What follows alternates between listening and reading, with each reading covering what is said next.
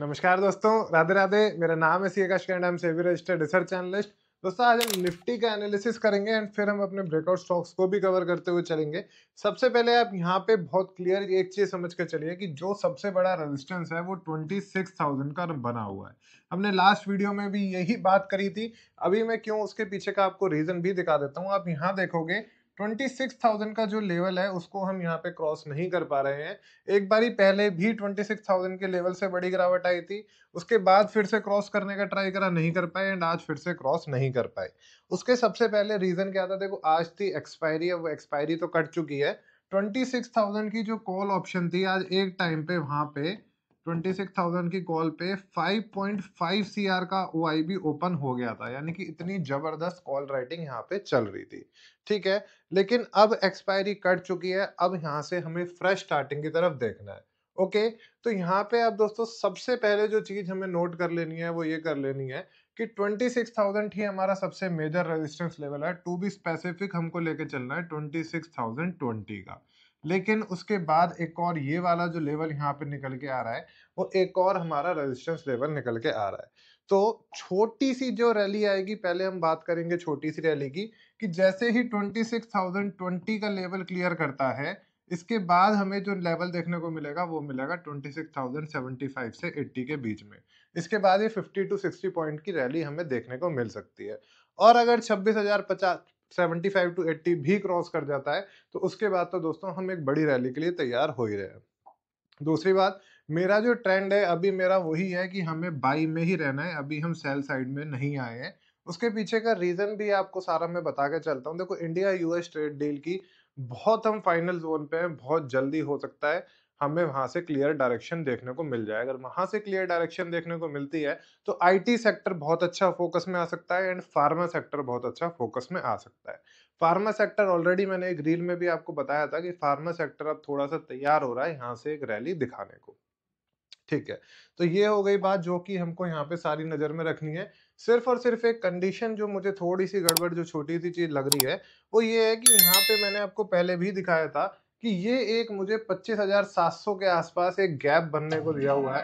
ये गैप यहाँ पे हमें क्लियर नहीं हुआ था, पूरा फिल नहीं हुआ था। अभी भी एक ये गैप पेंडिंग है, बस ये एक गैप की वजह से थोड़ा सा यहाँ पे निफ्टी का थोड़ा सा गड़बड़ है। अदरवाइज हम बहुत अच्छे बुल रन में ही बने हुए हैं। ओके, चलो अब हम स्टार्ट करेंगे ब्रेकआउट स्टॉक्स को कवर करना। तो यहाँ से मैंने काफी, आपने लेआउट देख सकते हो, लेआउट में आपको ये स्टॉक्स दिख रहे होंगे। टेक्सटाइल स्टॉक सबसे ज्यादा आज फोकस में रहे थे। उसका रीजन भी था, एक्सपोर्ट के लिए गवर्नमेंट ने इंसेंटिव्स प्रोवाइड करे थे, इसी वजह से टेक्सटाइल आज फोकस में आया था। तो टेक्सटाइल के स्टॉक्स वगैरह भी और सारे स्टॉक्स को कवर करते हुए चलेंगे। पर एक स्टॉक जो आप सब लोगों को नजर में रहता है, ये स्टॉक का नाम है रिलायंस।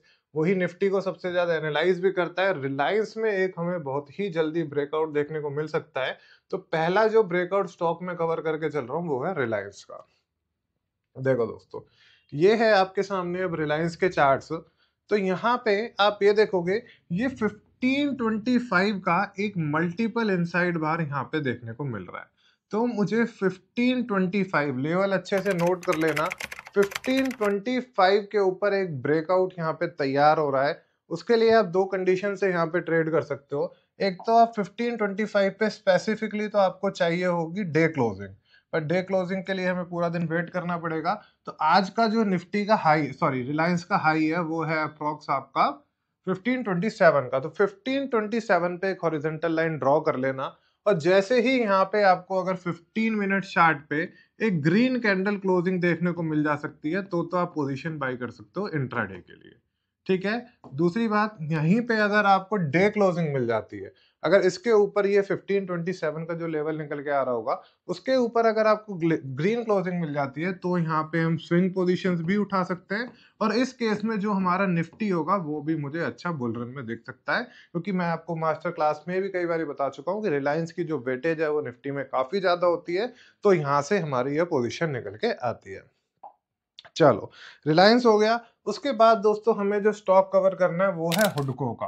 हुडको मैंने आपको एक बारी अपने टेलीग्राम चैनल पे भी डाला था कि 242 के आसपास इसका एक बहुत अच्छा ब्रेकआउट लेवल है। तो आज भी आप देखोगे ये ब्रेकआउट आपको क्लियर एंड कट दिख रहा होगा। 242 का ये ब्रेकआउट लेवल है, उसके बाद आज स्टॉक 246 तक गया था एंड उसके ऊपर आज मुझे क्लोजिंग भी मिल गई है। वॉल्यूम की बात करते हो तो वॉल्यूम जबरदस्त है, इसकी डिविडेंड एडजस्टमेंट कुछ हो सकती है। बाकी जो इसका ये नेक्स्ट रेजिस्टेंस लेवल निकल के आ रहा है, वो नेक्स्ट रेजिस्टेंस लेवल निकल के आ रहा है 254 का। तो ये हो गया आज आपके लिए सेकंड स्टॉक। थर्ड स्टॉक अगर हम कवर करते हुए चलते हैं तो एक बार देख लेते हैं। देखो टेक्सटाइल में से देखते हुए चलते हैं, चलो टेक्सटाइल को ही देख लेते हैं। टेक्सटाइल में आ रहा है वेल्सपन लिविंग और स्वैनको, पर इसमें आप देखोगे परसेंटेज चेंज ऐसा कुछ ज्यादा नहीं है, वॉल्यूम भी ठीक ठाक सही देखने को मिल रहा है। बाकी और मैंने आपके लिए एक स्टॉक निकाला था, अगर मैं वही आपके लिए देख के चलते हैं एक बारी। चलो स्टॉक का नाम है ग्रेफाइट का। ग्रेफाइट में मुझे एक ब्रेकआउट देखने को मिला था, तो मैं ग्रेफाइट आपके साथ यहाँ कवर कर लेता हूँ। देखो दोस्तों, ये है आपका 50 डे मूविंग एवरेज। ठीक है, अब लोग जिन्होंने भी हमारा कोर्स वीडियो देख लिया है उनको समझ आया होगा। ये है आपका 50 डे मूविंग एवरेज, ये है आपकी 4 डोजी कैंडल। ठीक है, यहाँ पे ये डोजी बन गया, उसके बाद ये हो गया इनसाइड बार। तो ये 3-4 चीजें यहाँ क्लियर हुई एंड विद वॉल्यूम हमारा एनालिसिस आ रहा है। तो ये एक फोर्थ स्टॉक, थर्ड स्टॉक है जो आप कवर कर सकते हो, जो अपने लिस्ट में, अपने में वॉच लिस्ट में रख सकते हो। सारी चीजें यहाँ पे क्लियर हो रही हैं एंड लग रहा है कि ये यहाँ से एक अच्छा मोमेंटम दे सकता है। बाकी और देखते हैं इसमें क्या आ रहा है swing stock by AGN list में। ये 9%। एक जीएमआर एयरपोर्ट, दोस्तों जीएमआर एयरपोर्ट वैसे सब जगह कवर हो रहा था, तो एक बारी जीएमआर एयरपोर्ट को हम ब्रेकआउट स्टॉक में कवर करते हुए चलते हैं। पर इसको अपना अभी, क्योंकि ये स्टॉक मूवमेंट दे चुका है, तो इसमें थोड़ा सा हम डाउनफॉल आएगा तो पिक करने का ट्राई करेंगे। पर मैं आपको सिर्फ और सिर्फ इसका एनालिसिस दिखा देता हूँ, क्योंकि स्टॉक में बहुत बड़ा मोमेंटम है, बहुत बड़ा ब्रेकआउट भी आया है। तो अपनी वॉच लिस्ट में ऐड कर लेना, पर इसमें थोड़ा सा गिरावट आएगी तो हम ट्रेड करने की तरफ देखेंगे। चलो एक और जो आज मेरे साथ आपको कवर करनी थी दोस्तों, ये जो हमारा आपके साथ कोर्स चल रहा है जिसमें हम नई नई चीजें सीख रहे हैं, आपको साथ बात कर रहे हैं, जहाँ पे मैंने स्विंग में सबसे पहले आपको ये मूविंग एवरेज सारा कुछ अब समझ आ चुका होगा जो आप मेरे साथ ट्रेड करते हो। आरएसआई और वॉल्यूम के साथ हमने चीजें करी थी, वो भी यहाँ पे समझ आ गई होंगी। ये मैं आज आपको क्यों दिखा रहा हूँ, डेली में नहीं दिखा था, इसके पीछे का रीजन देखो, डोजी कैंडल वाला अभी मैं आपसे बात कर रहा था, वो भी समझ आ गया होगा। लेकिन अब मेन पॉइंट, मैंने आपको CG power multibagger stock case study बताया था कि ये कैसे एक मल्टी बैगर बना था। इसमें बात मैंने करी थी डेप्थ रिस्ट्रक्चरिंग की, कि जो स्टॉक होते हैं डेप्थ रिस्ट्रक्चरिंग पे, जो भी प्राइम मेंबर देख रहे होंगे उनको ये चीज पता होगी, उन्होंने ये वीडियो देखा होगा। ठीक है, ठीक है। तो उसी बेसिस पे एक डेप्थ रिस्ट्रक्चरिंग पे दोस्तों एक कंपनी है मैक्लॉयड रसल, वो इस केस में भी चल रही है, वो उनके भी डेप्थ रिस्ट्रक्चरिंग में एक कंपनी है। इस आर्टिकल का लिंक मैं आपको एक बार डाल दूंगा, ये जरूर पढ़ लेना। उसी डेप्थ रिस्ट्रक्चरिंग पे ये कंपनी आगे बढ़ रही है एंड इसके केस फाइनल होते होते ये स्टॉक में भी एक मोमेंटम देखने को मिल सकता है। ठीक है दोस्तों, तो ये थे ब्रेकआउट स्टॉक, उसके बाद डेप्थ रिस्ट्रक्चरिंग की कंपनी एंड निफ्टी का एनालिसिस। सो आई होप आपको ये वीडियो पसंद आया होगा। वीडियो पसंद आया तो वीडियो को लाइक जरूर करना, चैनल को सब्सक्राइब कर लेना और कमेंट में हमेशा की तरह लिखना कि हम सब मिलकर सीखेंगे, मिलकर कमाएंगे।